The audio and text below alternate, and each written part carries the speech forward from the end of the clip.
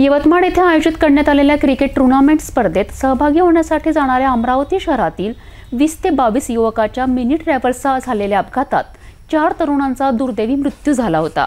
तर याच अपघातात अनेक युवक गंभीर जखमी झाले होते। अनेकांना उपचारासाठी खासगी रुग्णालयात दाखल करण्यात आले। याच दरम्यान 21 फेब्रुवारीला जिल्ह्याचे पालकमंत्री चंद्रकांत पाटील यांचा अमरावती दौरा असताना त्यांना या घटनेची माहिती देण्यात आली। यावेळी पालकमंत्री पाटील यांनी रुग्णालयात जाऊन जखमी युवकांची आणि नातेवाईकांची भेट घेतली। 18 फेब्रुवारीच्या सकाळी अमरावती शहरात 4 कुटुंबांवर मोठा अपघात घडला। घरातील तरुण युवकांचा दुर्दैवी मृत्यू झाल्याने अमरावती शहरात एकच खळबळ उडाली होती। यवतमाळ शहरात आयोजित क्रिकेट टूर्नामेंटमध्ये खेळायला जाणाऱ्या अमरावती शहरातील अनेक युवकांच्या मिनी ट्रॅव्हलला नांदगाव खंडेश्वर तालुक्यातील शिंगणापूर फाटाजवळ भरधाव डिझेल ट्रकच्या धडकेने 4 युवकांचा मृत्यू झाला, तर अनेक युवक गंभीर जखमी झाल्याची घटना घडली होती।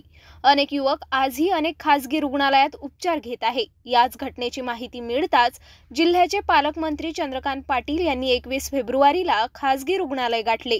या दरम्यान त्यांच्यासोबत राज्यसभा खासदार डॉक्टर अनिल बोंडे, आमदार रवी राणासह अनेक भाजपा पदाधिकारी आणि जिल्हाधिकारी सौरभ कटियार सुद्धा रुग्णालयात दाखल झाले।